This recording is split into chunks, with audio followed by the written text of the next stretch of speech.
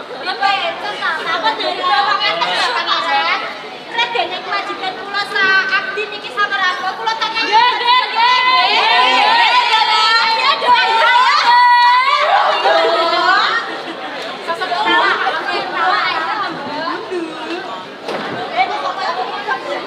Dia Jumristi. Aku kepengen takon lawan seliramu. Sinalso seliramu putra apawaan wanita. Nanging kewajibanmu mesti wae ora lirmo ing kewajiban to biasa. Mas, iki jam niku dalem babagan pakaryan. Sedaya pakaryan kula niku wonten kram.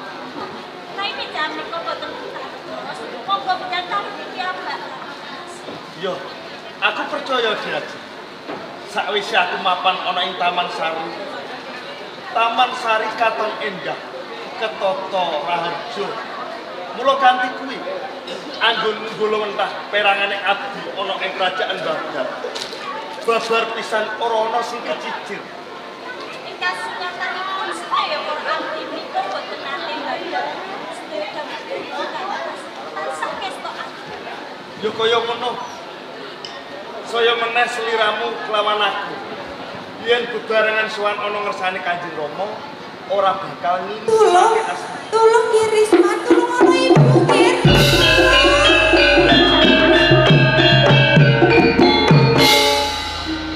Yen tak ngomong aku. Kae suarane ibu rubiat. Leres. Boten pireng napa-napa iki Kang. Sawan dheweke njaluk tulung. Mbok menawa ibu piatu. Kae nemoni bebaya. Mula kanthi kuwi Diaji.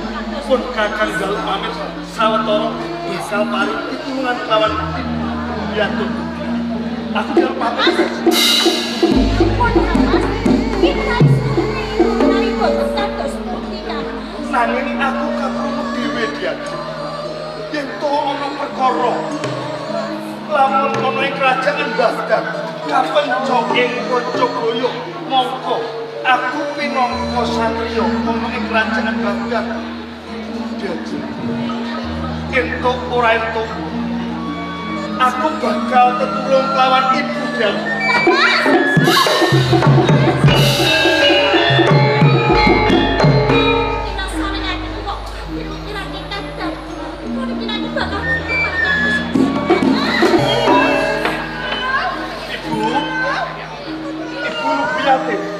Ibu Rubiatin.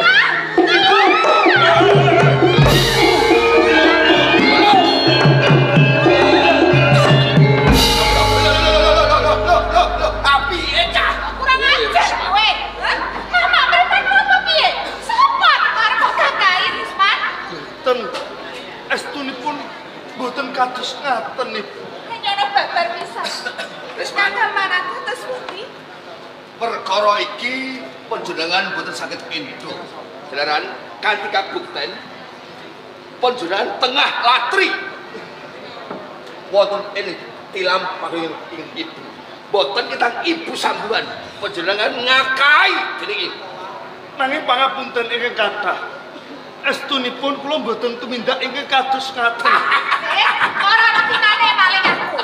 Lamun to maling kae ngaku, aku jare kebak. Perkara iki aku ora trimo, Ger. Kedai kulun. Ayo. Sowana nang ngarsane Sang Raja. Kula mboten lepat. Monggo. Ibu kula mboten lepat.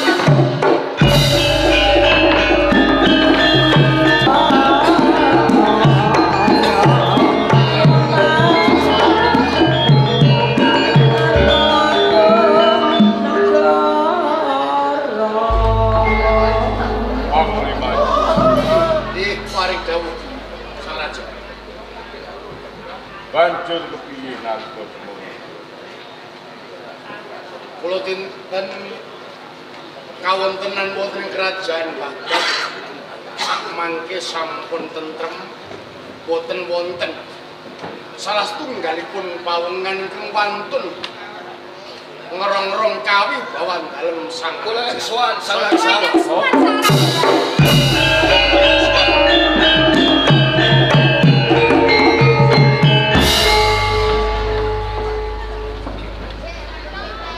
Apakah Gilmanan paring dawuh lan sira Pangeran Salab dawuh dalem uga sira ya Si paring dawuh Sang Raja. sira sakatring padha sowan nanging kanthi bebarengan lawan putraning Sun Resman kanthi mbok sowanake bantah tenane ana kedadian apa aduh Sang Raja terus tamaji kepareng abdi dalem unjuk atur ngantos kula nginggih akhir ing pendapi agung jalaran putra panjenengan Resman badhe ngakahi dhumateng garwa panjenengan.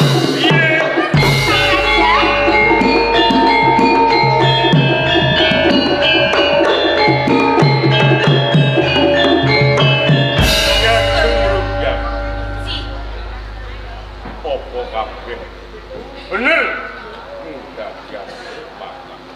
Sedaya menika leres Sang Raja. Wanci wengi kula nembe kaijinan sare wonten tilampah kulingan dumadakan wonten kemekane Risman. Badhe kakayan gonjak dumateng kula mila kula boten lila sakit manah kula nyuwun pengadilan Sang Raja. Rahayunipun wonten kula menawi boten wadah. Putih kikuk. Ya, putraning Sun Jawab dalem. apa sira uga bisa dados Sedaya menika leres menapa kang dados aturipun Paman Pakah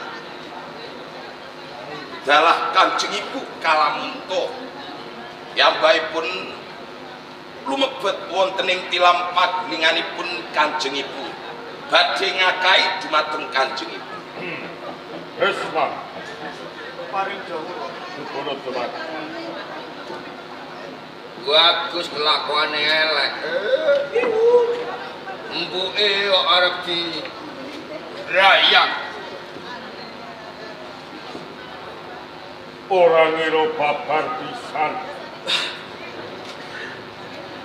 yen to nganti ana kedadian kaya ngene Risman jebul wis sawijining putra basang raja saka gendongan luput saka mudangan mungko sira putra kendak domo-domo kendak tresnani yang tumindak munggas Kepareng matur. sapa yatim Picak omripatmu kok pengen mesti denger Yintur yatim ibumu senajan ibu sambungan lho ibu semono kok nganti sira mentala-mentalane sira kepengin ngakai kelawan ibumu yatim kowe arep nyenengi kelawan ibumu Babar pisan Rob. Kula mboten tumindak ingkang kados ngaten. Estunipun Rob. Nembe kemawon kula wonten ing kasatriyan. Dumadakan kula niki pireng suwanten. Mbok bilih ibu Rubiatin jelih-jelih nyuwun tulung. Lajeng kula wani lan mboten wani kula lumebet wonten ing tilampah gulinganipun Ibu Rubiatin. Kula mboten tumindak ingkang kados ngaten, Rob. Cukup. Arep sira matur sing iki wae. Bab perkara iki ora bisa endo marang kabeh perkara ora bisa selak kabeh mindak mergo kabeh iki akeh para seksi sanget. Boten wonten jenenganipun maling kok ngaku. Kalamun maling ngaku pagaren kebak. Mula kani Risman Kados pundi, Rob? senajan sira putraning raja ing Baghdad iki wis dadi pranatan ana ing kerajaan Baghdad ora mawas marang garwa putra sanak kadang lan para kawula sing luput mungkin pranata negara iki bakal nampa pidana. Kula sesuk-esuk jam 8 bakal gantung ana alun. Amit Raja. Yusuf Ahmad. Kepareng ingkang abdi.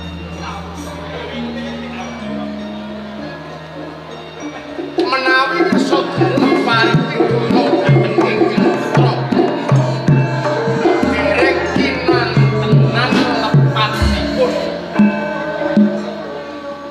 Mongko kedahipun Pradata ingkang ngadili perkawis menika. Nah, Pradata saged ngadili perkara menawi syarat sarananipun sampun cekap. Sepisan wonten pandakwa, angka 2 wonten kadakwa, angka 3 wonten bukti, angka 1 wonten saksi. Sakmangke Pradata saged ngadili pandakwa sinten ing dakwa ingkang putra Pangeran Resman gonjak dhateng inggih garwa kula. Pandakwa dan kadakwa Resman pun dakwa. Nah, buktinipun Kusumaning Ayu Rupiati. Lajeng kangge genepi syarat-syaratane pengadilan kedah wonten seksi. Lajeng seksinipun sinten? Seksine nggih Ku. Seksine yo Paman Kilmanan. Nuwun sewu. Paitane tiyang dados seksi niku wonten pinten perkara? 3. Napa mawon? Mripat weruh. Kuping krungu. Tutuk bisa ngomong. Panjenengan saged ngomong. Kuping panjenengan krungu. Bisa mireng. Ya. Mripate weruh. Menawi panjenengan weruh. Sakniki kula tak takon. Carane Pangeran Resman mlebu Taman Sari lan carane uli arep demeni Kusumane Rubiaten niki pripun? Coba digambarke, dipraktekke nang pendopo ben pengadilan saged ngadili. Dadi seksi kon praktekno Resman anggo demenan karo mbuke. Engke wong pripate weruh kok mateni wong. Lah boten saged gambarke. Boten saged Pradata ngadili. Mlebune kula roh. Nek pas numpak kula mboten roh ngene kok. Lah. Mlebune nggih lawang dibuka. Lah terus belakang eten. Terus Ndara Putri niku bengok-bengok. Terus digerok ya. Nah, ngoten sampean ora ngerti, boleh demeni. Mboten. Lah kok wani dadi seksi. Monggo lumrahe. Nuwun sewu, lumrahe. Pangeran Resman sowan wonten Taman Sari. Niki nek boten ditimbali ora bakal wani. Kantun ingkang tumindak rumiyin Kusumaning Ayu apa Resman titikane gampang. Lah titikane piye? Nek Resman ajeng mrawasa Kusumaning Ayu mesti sandangane ana sing jejer. Manteliti. Coba ditaliti. Sandangane wonten sing jejer apa mboten? Mateni kok seksi kok abote ngene cah. Sesuk moh aku.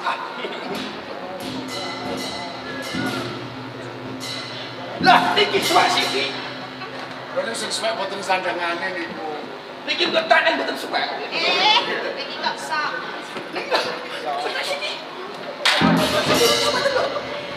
Tumi boko sok balene. Nek Pangeran Resman sing dipeksa karo Kusumaning Ayu Rubiaten mesti ana sing tatu. Iki mulane Pradata mboten iso ngadili perkara niki. Sewu sangat. Nanging Yusuf, perkara iki ora bisa diadili tata negara. Mergo apa? Iki perkara keluarga. Kudune diadili perkara keluarga. kok. Kejaba menawi ngaten. Pakah Gilmana. Nggih. Yen bab perkara iki kaya-kaya ora bisa diadili yen kanthi cara Hukum negara. Kaya-kaya sembenake lawan Panglima Yusuf abane mergo seksi iki ora bisa buktekake nang matot. Lah kaya ngono ki Ageng. Ci sang raja leres. Mila monggo panjenengan ngagem hukum keluarga. Nah, kula condong sanget perkawis beliau hukum keluarga. Nek negara mboten masuk akal. Jadi senajan ingsun iki kalah ngenani bab hukum negara. Jeneng ingsun salah sawijining raja. Iki kudu nggunakake marang hukum keluarga. Nggih, kok niku bojo panjenengan. Lah niki anak panjenengan kok. Enggak tompo aku. Boleh. Wis, Mas. Ya. Mula bab perkara iki bakal tak adili kanthi cara hukum keluarga. Ibarate ngaku wong tuwa, aku bapak. Kowe sawijining anak. Yo mergo saka tumindak lan pakatimu penggasro. Kowe wis wani milani jajane wong tuwa. Mergo kowe pengen demeni lawan ibumu. Bukan tidak setepati sira sesuk esuk jam 8 bakal tak patrapi pidana gantung kowe.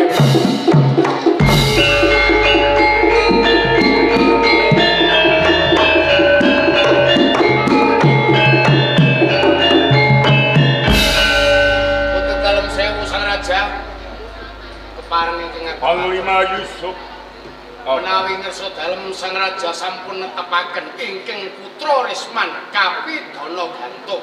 ya Monggo ing mriki pradata utawi pengadilan negara sampun boten wonten ginanipun.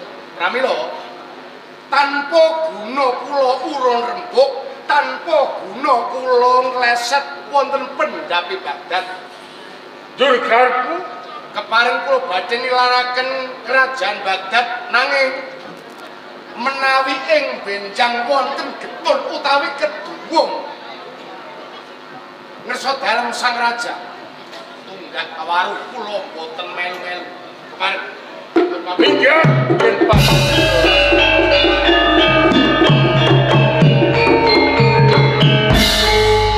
kula kan dipakah Gilmana. dawuh Utusan kabeh para katri Baski ben supaya nyasakake papan gantungan. sing dawuh Tindaki.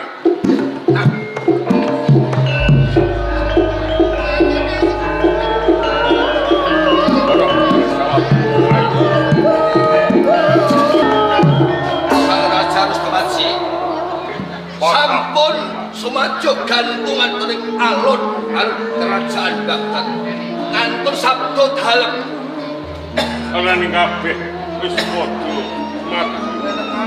Pakah Gilmana.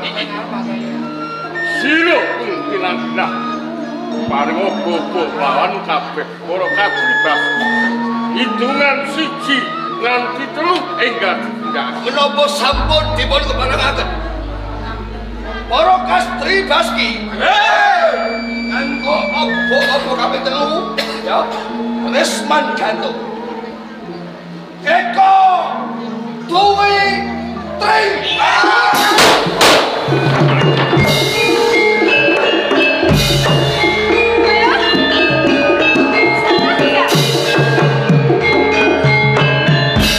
Ya jeneng kiat. Terus pundi sang raja? Ansira Pakah Gilmana. Sopo ana sawijining pawongan nganggo topeng Kula piyambak boten mangertos. sing dheweke wani nyelametake lawan putraku, si Resman. babar pisan kula uti gumun dalaran wonten doleman manungsa ngagem topeng slametaken dumateng topeng Resma. Sira ora ngerti. Mboten. Kabeh para katembas. Aja nganti kesuwen ujungen menungsa kang nganggo topeng.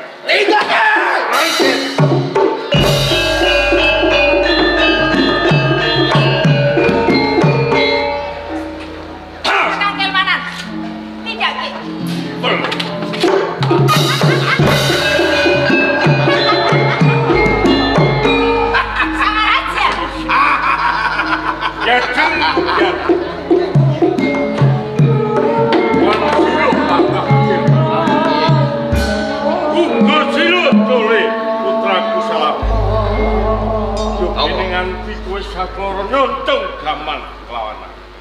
Sing goblok iki kuwi. Mergo nalika semono kowe bakal nembaki praja kang jeneng raja ana ing Baghdad. Ora lila mung Resman. Nanging aku ora cocok berbangun di jago. Kanjeng Rama. Pancen leres. Ing mriki kula pengin gadahi panjang kepingin jumeneng dados raja wonten ing Baghdad. Kanthi dalan menika panjenengan kedah mati sultan. Nek kowe ning Pakunjaran bojomu tak pek aku. Gak apik aku niku. Apik ta ora? Jebul kaya ngono. Saya nggih sakjane pateni layang Patisara. Jaluk nggih. Endi? Rukyat. Kepiye? Ora ngira babar pisan. Jebul kabeh iki mau ana kedadian kaya ngene sadurunge mbok rantam lawan si Pakah Kilman. Aku dalangi. Aku dalangi. Kula Patisara ulungke. Nek ora mbok ulungke tak buak nek kali Tanjang kowe.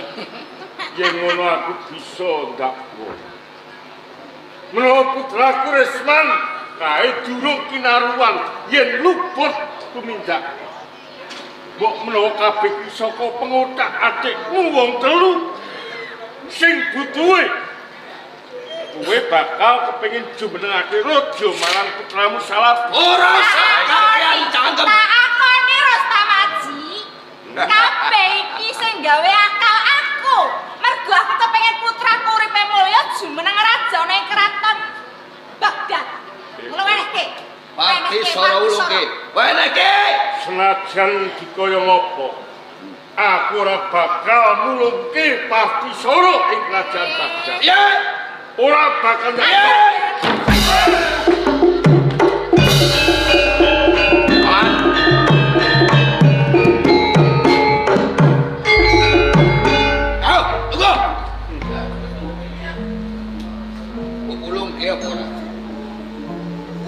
Patisara Baghdad mbok ulungke apa ora? tinimbang aku mulungake Patisara ing kerajaan Baghdad. Luwih bisa entengake aku tumekane Baghdad. Piye? Ora bakal tak ulungake. Kalamun kowe ngulungake pada abot banget. Tinimbang mbok ulungke kowe arep mati. Kaya ngono. Kok enak kowe mati terus dilombangan krecek. Yun sewu. Piye iki? Lebet ke wonten ing Pakunjaran kene. Kaya ngono. Ayo. Ayo.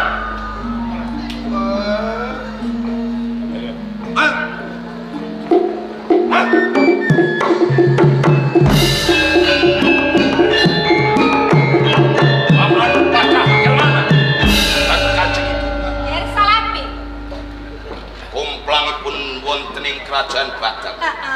Ing wedal sakmenika kula ingkang badhe jumeneng dados raja. Kanthi jejuluk Raja Salabi.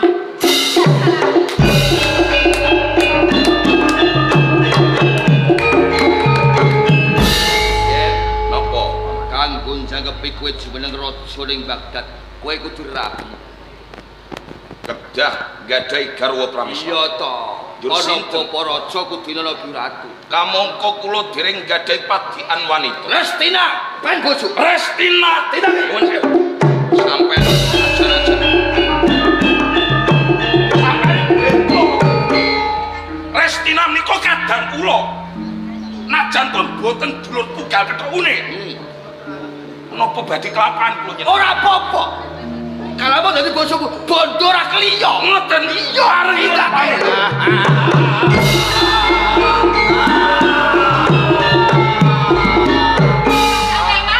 Suaraku pedhot tak sewengi cah. Kakang kaya mana? Alisan rong dina rong bengi kena aku. Lho ngajar nih kok kaya ngono. Asline dhewe kok ngomong mek bojo. Lah apa sebab ngono? Adine ben didemeni, lah kedemenan karo agene. Iya. Jian Bang Bayi. Kowe iki Anak wis karo dulu, kabeh lapor-lapor dulu. Aku kemakani karo aku.